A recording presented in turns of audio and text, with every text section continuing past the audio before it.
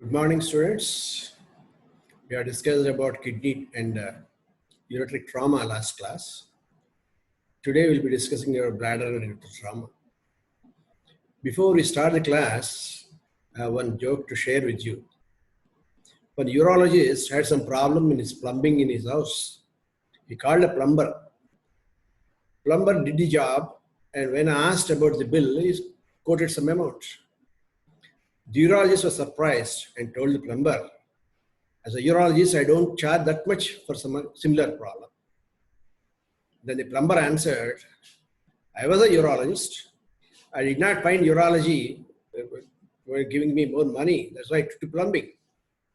So, urologist is like a plumber for the body. Next, coming to the serious part of it, as a dean, I have been seeing through your other classes which are being done in the final year subjects, your attendance and your performance in internal assessment. All the professors who have conducted internal assessment tell me that you are not truthful. You don't have any integrity in answering those things. You are copying from books or something and answering. Here, marks are not important. Your integrity is important. That's why the university, when wants to conduct online, we told them that a lot of this is happening in the internal assessment conducted online. So it cannot be believed that is the true performance of a student. So be truthful to yourself. Have some integrity.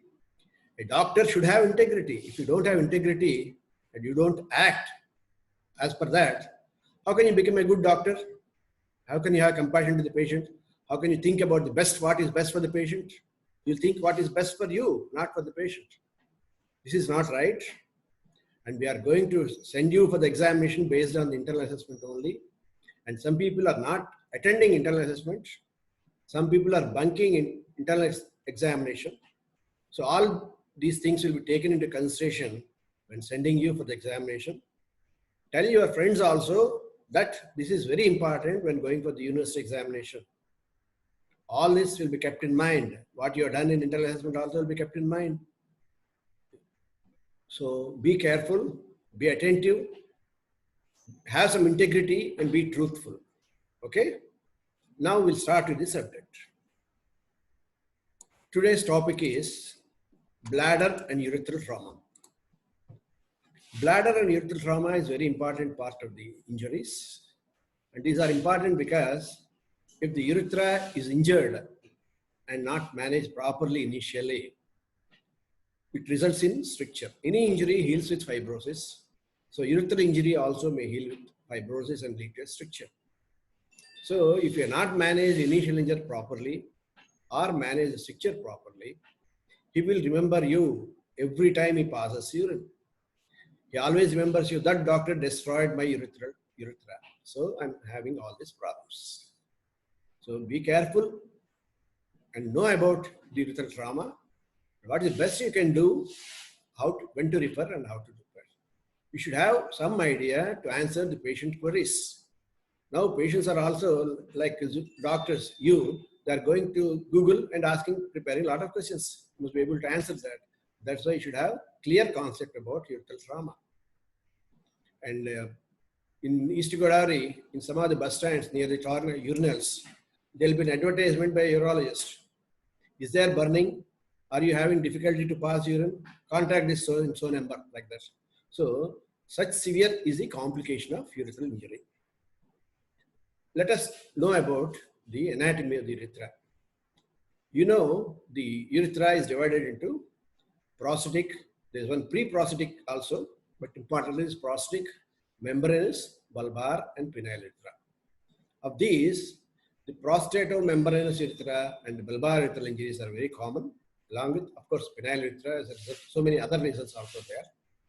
This occurs as a part of fracture pelvis. When there is fracture pelvis, the prostatomembranous junction urethral trauma is very common, along with the bladder injury. And the bulbar urethral injury is separate and are separate etiological factors. Another important anatomical part is the prostatomembranous junction is fixed and the rest of the urethra is mobile. So when there is sharing injury, it occurs at the prostomembranous junction in the fracture of the pelvis. This posturethral rupture, urethra is, there are no two urethrae, only one urethra, but still it is divided into anterior and posterior urethra.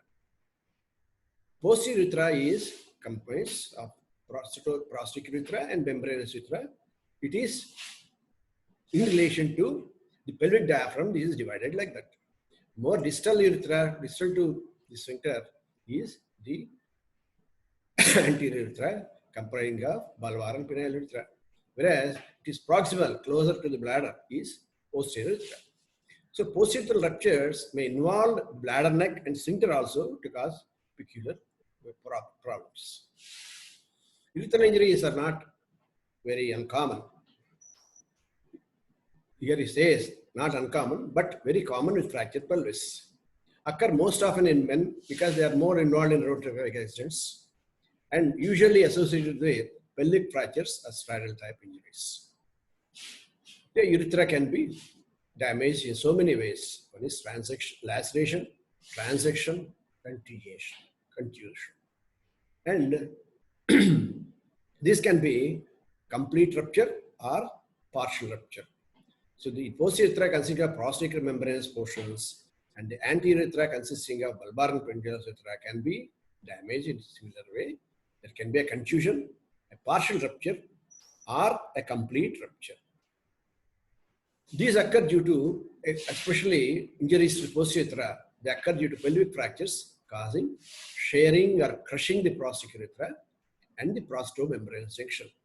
You know, the anteriorly, it comes pubic bones joined together to form pubic symphysis. There is a pubic bone, two rami, anteposterior rami. This rami fracture or a total fracture of both rami causes the bony fragment to go inside like this and come out. So there is the compression injury and the sharing injury.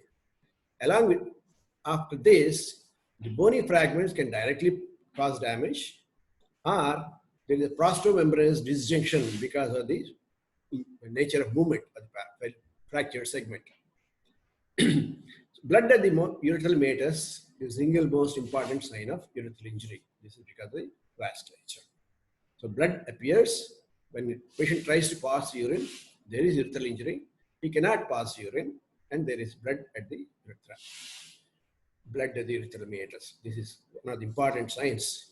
If it is not there, it doesn't mean there is no urethral injury. It can be there, but usually blood appears at the meatus. There is suprapubic tenderness and presence of pelvic fracture in association with urethra. So on examination, you'll find all those things. We'll come to later.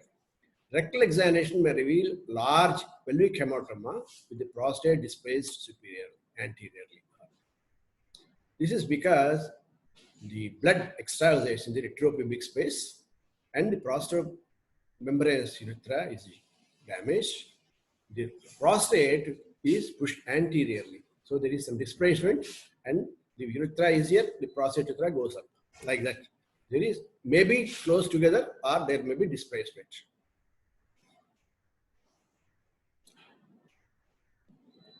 So before coming to the investigation, when patient comes to the casualty with multiple trauma, fracture pelvis, you can easily suspect fracture pelvis because patient will not be able to move the lower limbs. There's pain in the suprapubic area and there's bruising because of the impact of the type of nature of injury. So patient presents with that history. He will not have passed urine because there is no anatomical continuity or severely damaged, compromised continuity, and there is blood at the tip of the urine. Depending on when he has passed urine, he can have the sensation to pass urine or may not have sensation to pass urine if the bladder is empty. But there is confusion. So when you examine this, there may be a lump palpable, or if there is confusion, distended bladder may not be palpable. Distended bladder occurs when there is patient has sometime lapse between the passage of urine and the accident. So there may be bladder visitation, but may not be clear because of the hematoma underneath and retropubic hematoma. Then on examination, the anterior urethra will be normal. Bulbar, there will not no hematoma in the bulbar urethral area. When you make a rectal examination, there may be blood at the tip of the meatus. You find that the prostate is not felt in its normal anatomical area and is pushed up. Then what you have to do is never pass a catheter in such patients. Don't pass a urinary catheter even if the patient is in retention. Because if you don't pass it properly, it can damage the rest of the urethra and convert a partial rupture to a complete rupture. Usually we pass a Foley catheter into the bladder. The balloon, if it's a distensible balloon. If you distend the balloon, not in the bladder but somewhere else, the rupture is increased. So never trying to do a catheterization unless you do a retrograde urethrogram. This is a retrograde urethrogram wherein dye is passed through the anterior urethra, comes out. This is bulbar urethra, and then there is extravasation. This is all extravasation. This is not bladder distension. A bladder distension looks with a regular border and in the pelvis. Here is all extravasated urine. This shows that there is damage at the prostomembranous section, posterior urethra, and there is extravasation. Only after this, you can evaluate whether the injury is only contusion or a partial rupture or a total rupture. Contusion, some dye may go into the bladder. Partial rupture also, a portion of the dye may go into the bladder, but extravasation is there. In a complete rupture, usually there is a lot of extravasation. You can always also guess this by the amount of fractures patient has. Head-shaped fracture of the Rama, which go in and come out, are definitely be associated with urethral rupture.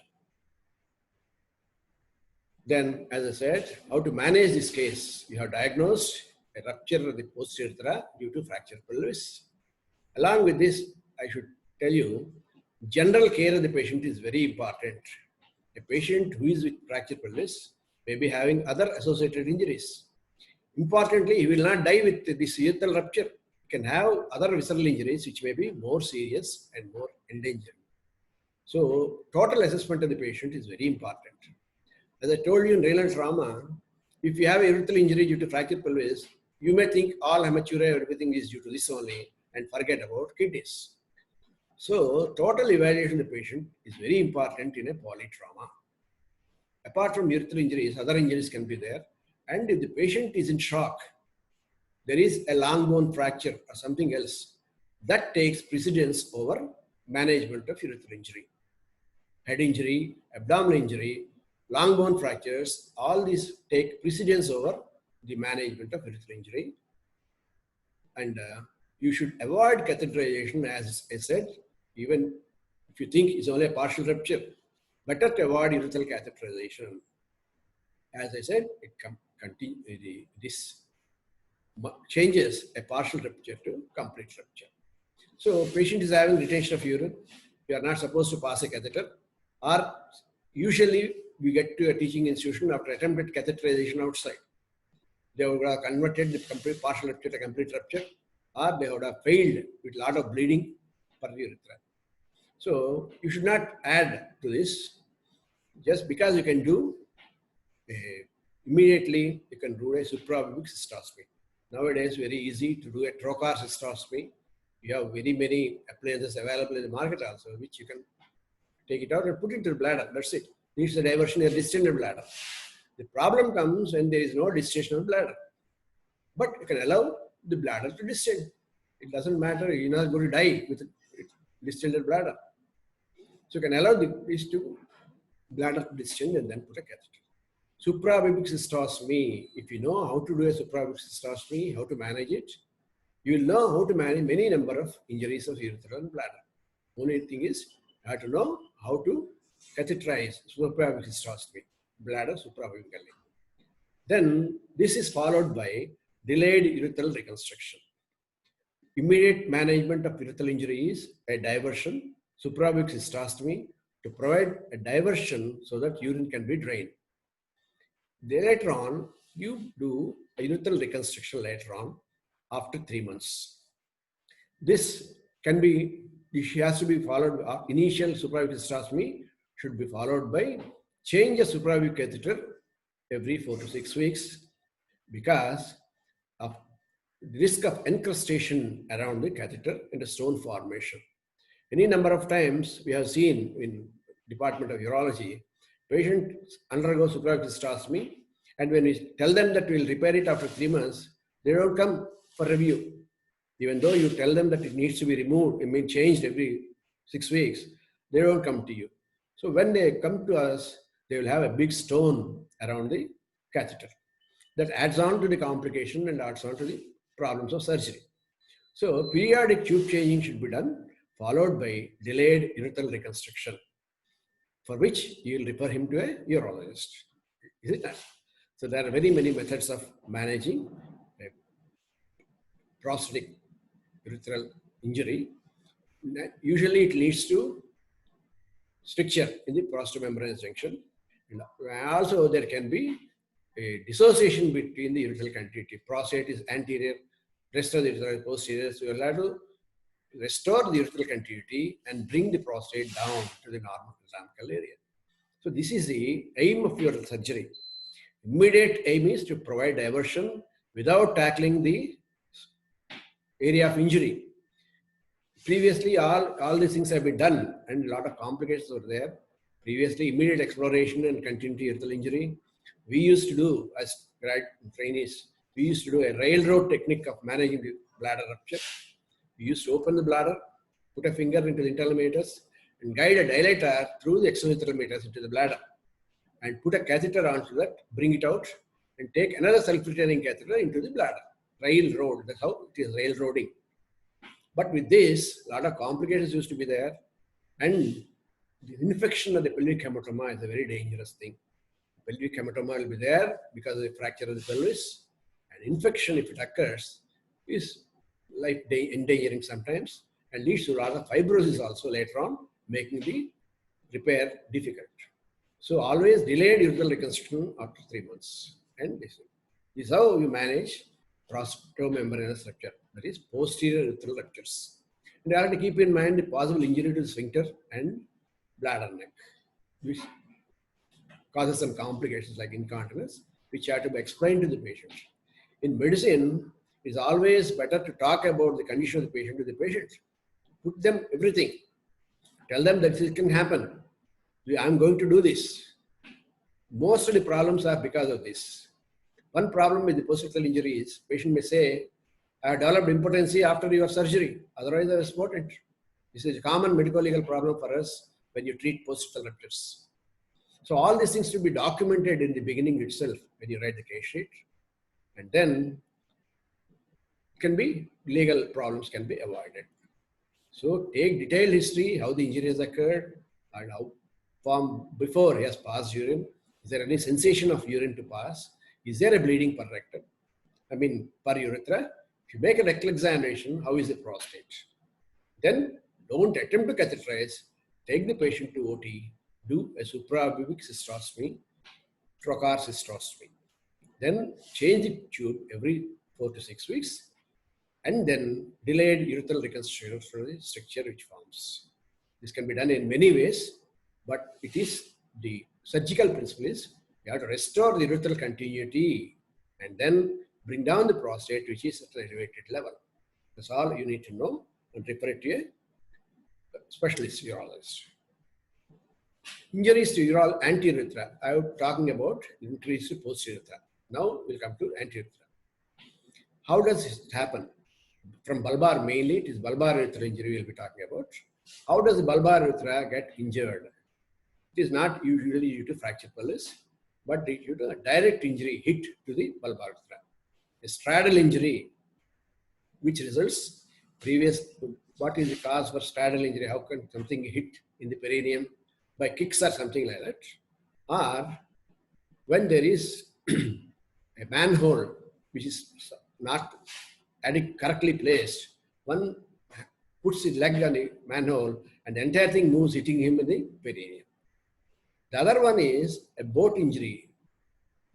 Previously, fishermen, this is a common injury in the fishermen. Fisherman is on one boat, he's trying to get out the other boat, putting the other leg on the slips. The boat hits directly into the perineum, in the bulbar area, causes urethral rupture. So these two things are very common causes of bulbar urethral injuries. Again, the bulbar urethral injury can be a contusion or a laceration or a rupture. You know that the bulbar urethra is surrounded by thick muscle, and so there is a perineal hematoma. Bulbar urethra, there is big hematoma which forms, and this is seen on the clinical examination. Apart from history and other things, when you make a general examination, there is no evidence of fractured pelvis, but there is a big hematoma in the perineum, and there can be urethral bleeding. Prostate is normal in position. Then that's how you decide it's only an anterior urethral injury. Sometimes the injury results because of self-instrumentation. Self-instrumentation is a psychological illness, which some people do that, and they'll injure it to the urethra. And foreign bodies have got stuck in the urethra, causing damage. Then the iatrogenic injury. Previously, I was talking about the urologists themselves causing injuries. Urethra is a very sensitive thing, and these urethral ruptures can be caused by inadequate or rather incompetent insertion of the Foley catheter for retention of urine. You put the balloon in the urethra and then inflate it, there's a rupture. Likewise, you try to put a dilatation. Previously, people used to do a blind dilatation without seeing what is happening. You used to put a dilator inside and dilate the urethra. There, your instrument can cause the damage to the bulbar urethra. Then, stones getting impacted and trying to remove that can cause a trauma. Contusion or laceration again results in bleeding from the urethra. There's local pain and sometimes massive perineal hematoma and extravasation. What happens when patient tries to pass urine when there is injury? Extravasation, urinary extravasation. So that's one thing you have to tell the patient, not to try to pass urine. That's one. Those patient will ask sensation to pass urine, should ask them not to try to pass urine because it increases the hematoma as well as extravasation, and urine outside the urinary tract is an irritant, causes a lot of damage. So this is how, after this, once again, for confirmation, we'll have to do a retrogram. This is called a retrograde retrogram. And here you have seen this is filled up anteriorly, and this is region of the bulbar urethra. There is big extravasation. So this is rupture of the bulb. Previously, you have seen extravasation here behind the pubic bone. Now here is the bulbar urethra only. This is called rupture. This is in evidence of rupture of the bulbar urethra. So uretrogram is this one. No place for cystoscope, emergency cystoscope or something like that. It's only retrograde uretrogram which is done as an emergency investigation. And other investigations are superfluous. CT scan and all. They're all used to MRI. You can number anything, but not required for this rupture and for CTs for associated injuries. So retrogram is the investigation done for rupture urethra. That's how you find this is an extravasation reason bulb, not behind the prostate, behind the pubic bone. This is how it looks like in bulbar rupture. So recapitulating what you have studied, rupture of the urethra is an important complication or an emergency. Very commonly, we used to do these things. Fracture pelvis will be road traffic accidents, polytrauma patients. There is a fracture of the pelvis. Common thing is a fracture of the pelvis by run-over accidents. The car or some vehicle runs over the pelvis. There is fracture pelvis. And or simple one ramus can be involved, or both rami can be involved, both rami and other side can be involved. This causes a sudden impact and goes in and comes out, leading to this sharing injury at the mobile and fixed portions of the urethra, prostatomembranous junction. Prostatomembranous junction, this junction, if it is there, patient will not be able to pass urine. So this is history. After this, patient has not passed urine, or even an attempt at there is only little amount of blood exits from meatus. When you examine, you can find a suprapubic swelling vaguely if there is no big hematoma there, retropubic hematoma, or there will be retropubic hematoma and tenderness over the fractured fragments anteriorly. The bladder is distended and there is blood at the urethral meatus.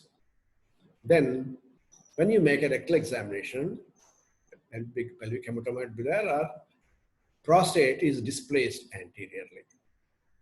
Then, whenever you have these things, you have to examine the genitalia also for injury because equally prone for testing. So then you have to do is not catheterization. Never do catheterization for a suspected rupture urethra patients. Confirm by doing a retrograde urethrogram. Confirm that there is an injury, and then do a suprapubic cystostomy.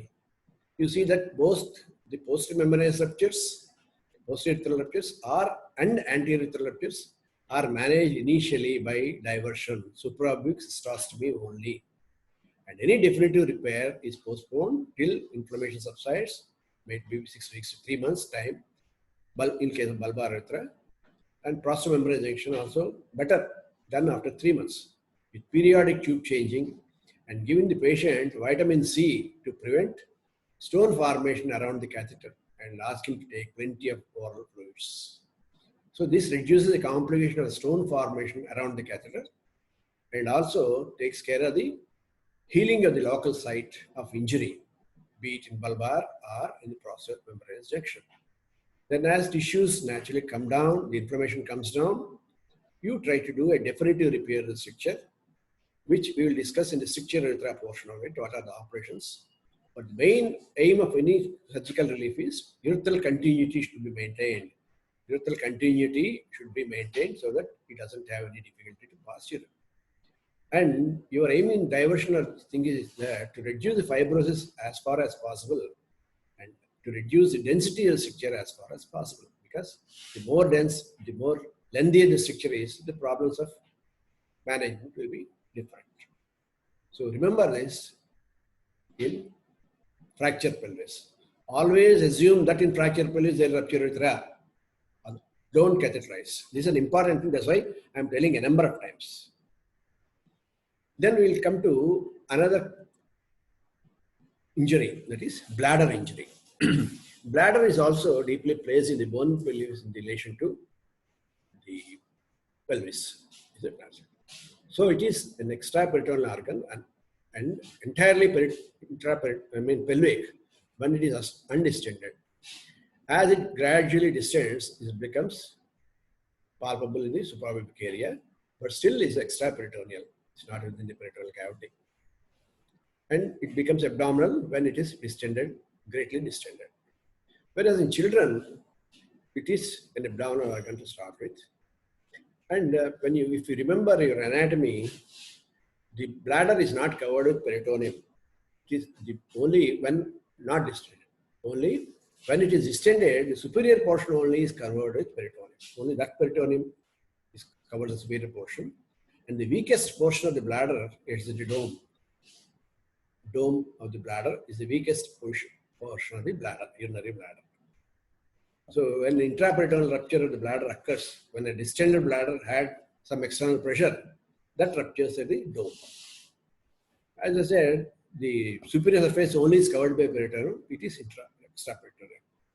And once again, bladder injuries are more common in fracture pelvis. As we were discussing with urethral injuries, the bony fragments directly injure the bladder. And there is an involvement of the bladder and probable urethral injury also. So how does the bladder get injured? And what should you ask the patient? So mechanism of injury, it is common for both, is it not? How was the patient injured? Was he involved in a road accident where something ran over his pelvis or he fell straight from impact on the sacral area? And this is mechanism of injury is important to have some idea about the injuries which can happen. Then another important thing is how long before has he voided? And usually you find in long distance lorry drivers, they are under the influence of alcohol and they don't get down to pass urine and they go on postponing because speed matters to them.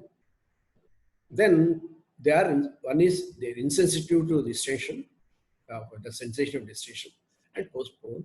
They can have a big distended bladder. That's why you have to take this history. Any sensation of bladder fullness. If there is a bladder injury and bladder urine extravasates outside into the pelvis, patient may not have the sensation of bladder fullness. Normally, if you wait for some time, gradually around 200 ml of the bladder urine, you get a sensation, urge to pass urine. Gradually, you can increase up to around 400 ml, then you have to pass urine. These people under the influence of alcohol will not have the sensation. That's why they are more prone for injury with the full bladder. And then, if the bladder is ruptured, bladder has the storage function because of the integrity of the wall. If the integrity of the wall is not there, urine extravasates, they will not have any sensation of bladder fullness. Then another important thing, as I said, has he voided after injury? If he has voided after injury, that means the injury is not that severe enough. Still there is continuity and is able to pass urine. Any bleeding per urethra or hematuria, this is an important thing to know the injuries. Once again, the bladder injuries can be a contusion, a perforation, total perforation. This can be an extraperitoneal, intraperitoneal, or combined. As you know, it has got extraperitoneal surface, an intraperitoneal portion where it is covered by peritoneum, and the perforations can be a mixed perforation, combined perforations also. So that's how bladder injuries are classified: extraperitoneal injuries, intraperitoneal injuries, and combined injuries. This, we're talking about intraperitoneal rupture of the bladder. This intraperitoneal rupture of the bladder is a rare thing compared to extraperitoneal injury. This occurs secondary to a blow or fall on a distended bladder. As I said, in lorry drivers and others who have a full bladder and have an impact, direct impact in the suprapubic area, bladder can rupture. And rarely surgical damage also. When you are doing a transurethral resection of the prostate by this cutting loop, which has some elasticity, you can perforate the bladder. Or TURBT, when you are doing a resection of the bladder tumor, if the bladder wall is thin, you can easily perforate the bladder. So this is how surgical damage of the bladder occurs because of the operations done on bladder or what happens? Patient under anesthesia may not complain of anything, but the anesthetist notices that the abdomen is increasing and the oxygen saturation is coming down. So if the patient is not under anesthesia, there will be severe pain in the hypogastrium with a syncopal attack. The abdomen is gradually distended and there is no desire to micturate. So urine goes on collecting in the peritoneal cavity. Patient will not have any urge to pass urine, he is happy, at least for a few hours to a day. You can have, at the time of injury, sudden impaction, syncopal attack because of the peritoneal shock. Then later on, you will not have any desire to micturate because urine collects in the peritoneal cavity. Abdomen, when you examine, with this history, when you examine, there will be mild degree of rigidity. And there can be, if the urine collection is more, there can be evidence of free fluid in the peritoneal cavity. And other injuries can also be diagnosed. So this intraperitoneal rupture, you have to keep in mind. Otherwise, what happens is, at least in once, you are thinking of something else, there's a distended bladder like suprapubic swelling, we have put a catheter, then the entire thing collapsed. So we were thinking that it's only a distended bladder, we have passed the catheter into distended bladder and there is no urethral injury. But the catheter went through the rent into the peritoneal cavity and drained the urine in the peritoneal cavity. Since we have suspected initially an intraperitoneal rupture, we have done a cystogram, we injected dye into the thing, and we found it's an intraperitoneal rupture bladder. So you have to have high degree of suspicion and keep in mind and investigate. Then comes extraperitoneal rupture of bladder. The most common injury in bladder injury occurs in rotary accidents due to trauma, fracture pelvis, and impacted bone onto the bladder wall. There is damage to the anterior wall of the bladder because of the posterior. And apart from this, there can be a urethral injury also, and this rupture can extend onto the bladder neck area. There is gross hematuria may be absent in this because it's only a bladder rupture and extravasate retroperitoneally, not expressed outside. And it is difficult to distinguish from rupture of the bulbar urethra. As I said, both can coexist as this. Bladder ruptures are caused by fractured pelvis, which can also cause prostomembranous dissection. So you'll have to do a urethrogram first. Then if the urethra is all right, then passes catheter and then cystogram. That's how you have to do investigate. So what are the investigations? First thing is erythrogram and cystogram, right?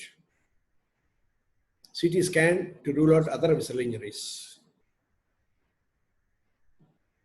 Initially, before IT, we used to do a plain X-ray abdomen, KUB region. Ground glass appearance because the fluid, bony things will not be there. Intravenous urogram, if you do, leak can be confirmed. Retrograde cystography confirms the bladder. Here, you see, there is extravasation. The fluid is all come out into this thing. And bladder is intact. Here, wall is there. So this is intraperitoneal rupture of the bladder. This is the extraperitoneal rupture of the bladder. Bladder is not seen properly and all dye is gone there.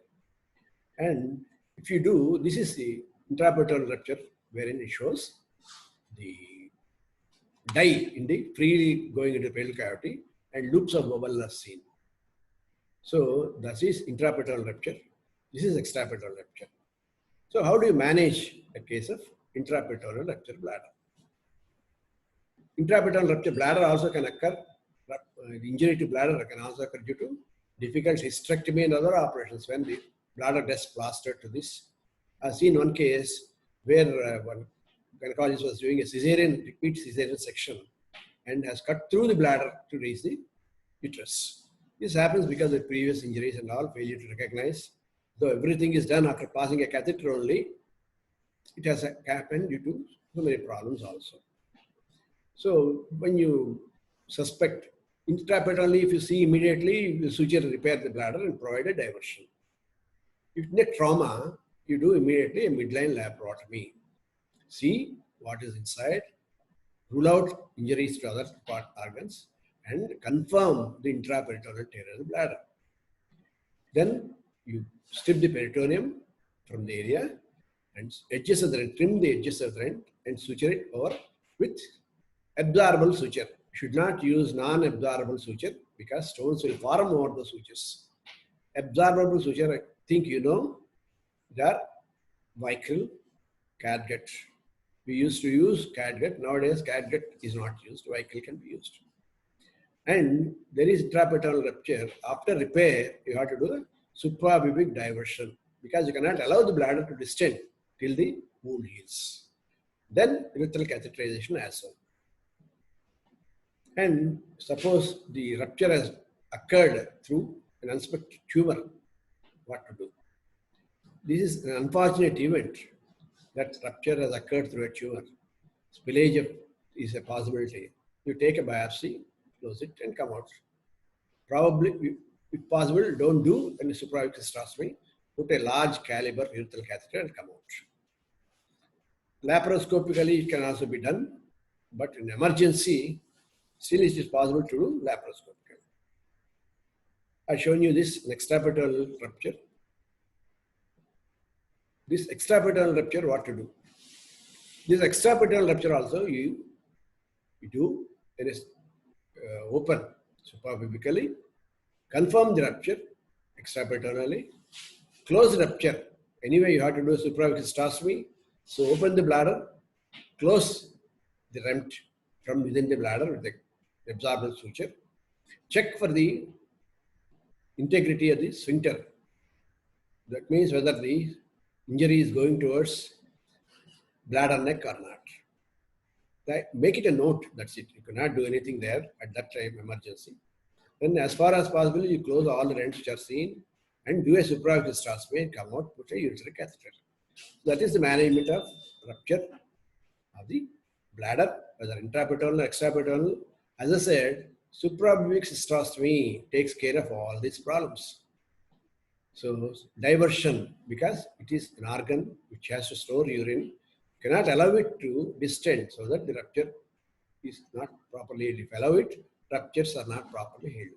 So if provided operation, you close the rent and do a diversion for both intra and extraperitoneal ruptures.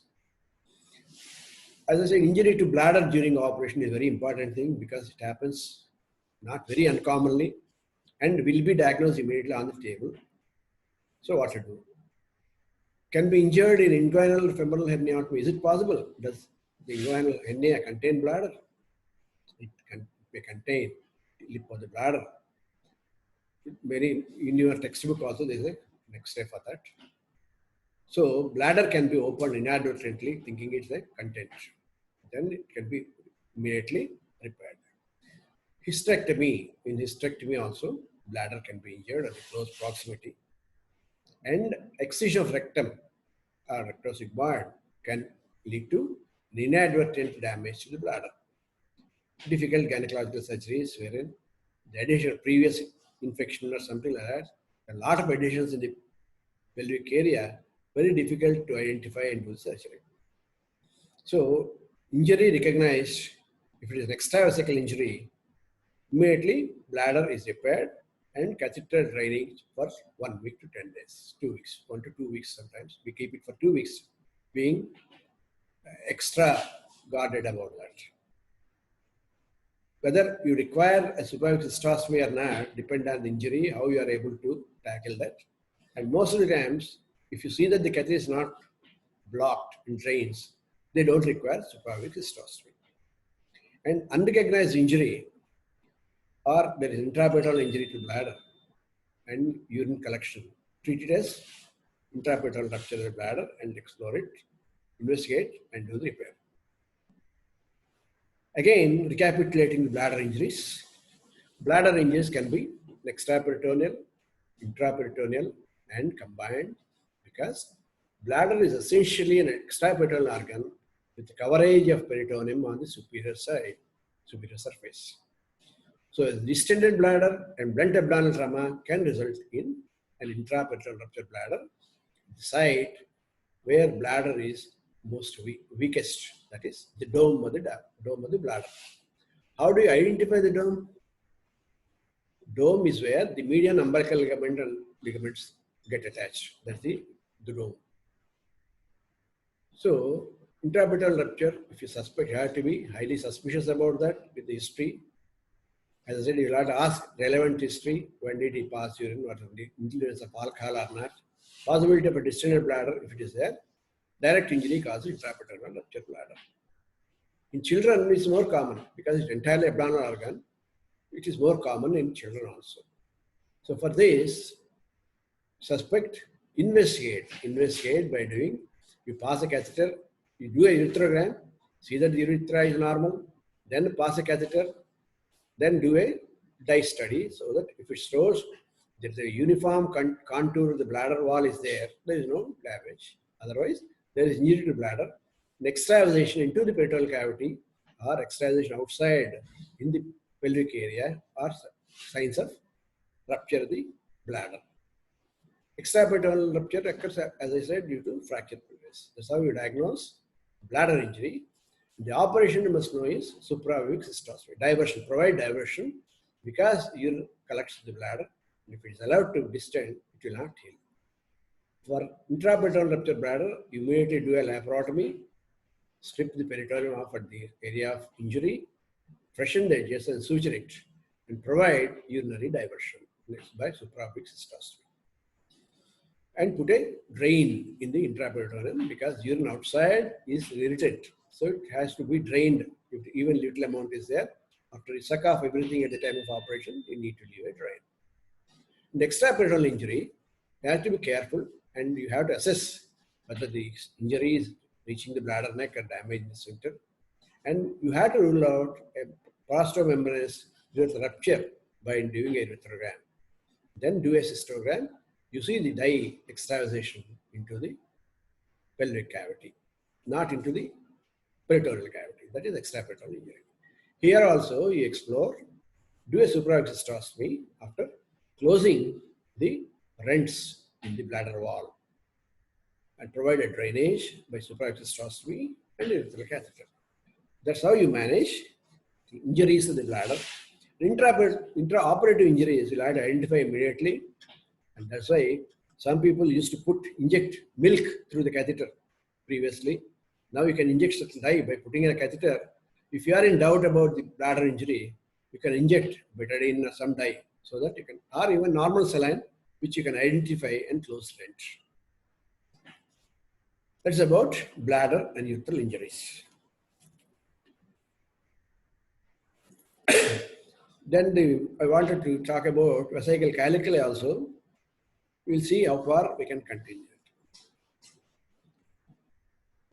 With this, the trauma is over: urethral, renal and urethral trauma, bladder injuries, and urethral ruptures. Rest of the genitourinary trauma, like testicular injuries, will be taught by general surgery. So, should we stop with this and call questions? We'll talk about vesical calculi later time.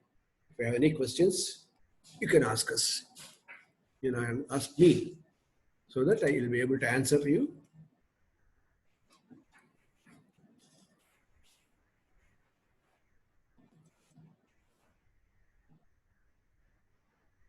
You have to ask questions, otherwise there is no use in talking. I'm talking to a computer. It is like contacting a computer. I wanted all the videos to be open, but nobody is doing that. I wanted to see you before I start the class. You are not doing it. At least now, you have to open your video and talk to me. Otherwise, it's like talking to a computer. Most of our teachers complained about that only. There's no interaction. What is the use of taking online classes? At least in the classroom, if you ask questions, at least one or two people will respond. Here, nobody is responding. That's the main problem. So, put some questions. If you don't have any questions, it means you have not understood anything. You have not followed. I'm sure you don't read anyway. But all these things which I am teaching are given as essay questions or short notes. 1 month also indicates.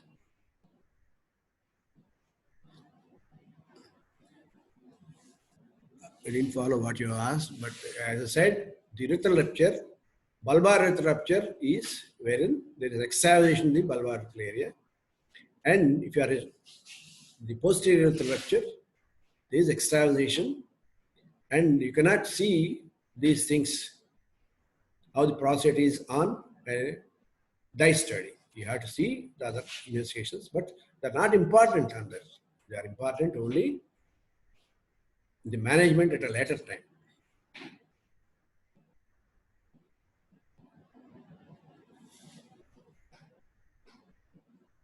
Why is extraperitoneal bladder? Anything, there's a sudden bleeding or fluid in the peritoneal cavity, there is syncopal attack. Peritoneal shock, it is called peritoneal shock. Ruptured ectopic causes shock because of the sudden, initially fluid in the peritoneal cavity, then later on, depending on the blood loss. That's how a syncope is caused. Bladder, as I said, bladder is very irritant outside the urinary tract.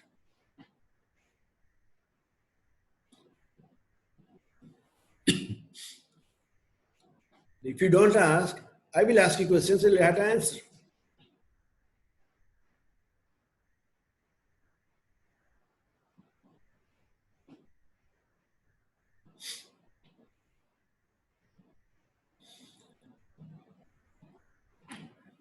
So this is also there, the material I have sent to you before, the PDF, the vesical calculus, rupture, retention of urine are already there, but cannot stop in the middle after starting. 10 minutes it will not be over. That's why I'm not going to say that. Now, about ureteric injuries, I'll put a question. Suppose there is loss of ureteric length. How do you manage if it is diagnosed immediately at the time of operation? Ureteric injury, how is managed at the time of operation? One, if there is no loss of length of the ureter, 1. If there is loss of ureteric length, what will you do?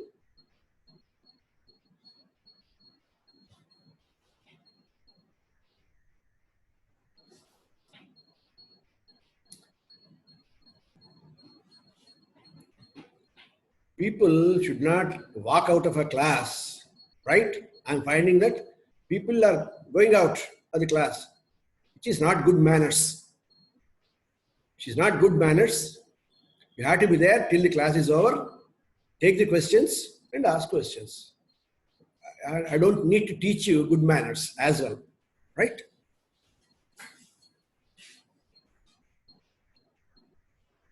What is Leadbetter Politano? You don't Google and come down here to tackle. Ureteric length, if it is lost, what will you do? If it is not lost, trim the edges and suture it.